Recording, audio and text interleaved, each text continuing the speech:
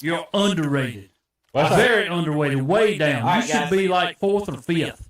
The longest Power 5 streak without a top 10 victory. Longest Power 5 streak without a top 10 victory. You guys got any guesses on who that team might be? In fact, I'll give you a hint. Only one team in the nation has not beat a top 5 team since the year 2000. So it was in the 1900s. Only one team in the since the 1900s. Another hint. The team is an ACC school. So which ACC school is the only Power 5 team to not be a top 10 team in the Power 5? Longest streak. Any guesses? ACC? Since the 1900s? Zach, I know you're looking at it. Yep, I am. Terry, which team has not beat another top 5 team? And in fact, the latest team in the nation to do it was 2005. And I'm gonna take one team off your list. That was Virginia. So Virginia has the second longest streak. The longest streak of the nation out of top 5 is actually 77 years. It's been 1946 since this team has been a top 10 team. Wow. Terry? ACC. Y'all guys, who's y'all's guess? I'm going to guess. I'm going to say Wake Forest. Tom? I don't know. Vanderbilt. The answer. Terry nailed it. The Wake Forest Demon Deacons have not had a top 10 victory since 1946. And they actually have a conference championship in the ACC, Terry. I know. That's what I was thinking. Virginia 2005. Deion Sanders' Colorado Buffaloes have the third longest streak, tied with Rutgers and Vanderbilt. Tom, there's your guess, so you're close earlier on.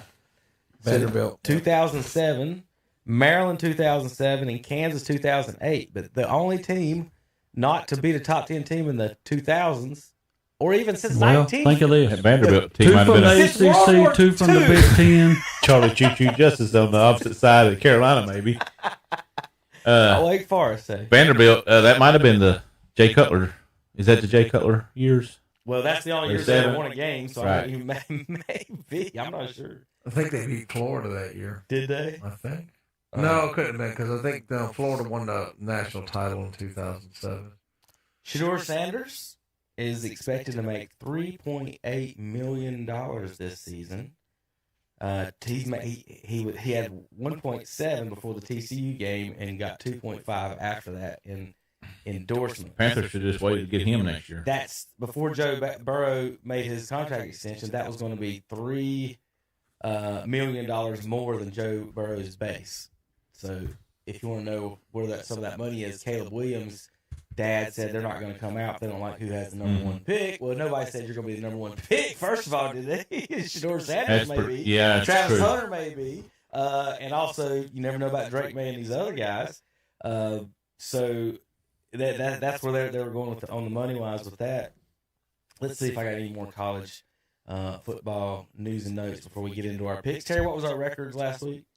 I got him out there in the car. Zach won again. You got him out there. Yeah, he beat me by 1 again. I got to quit picking them nonchalants like I picked last week. Well, no, it wasn't South Carolina State that I took just for the heck of it against the Charlotte. Did we not pick the Colorado game?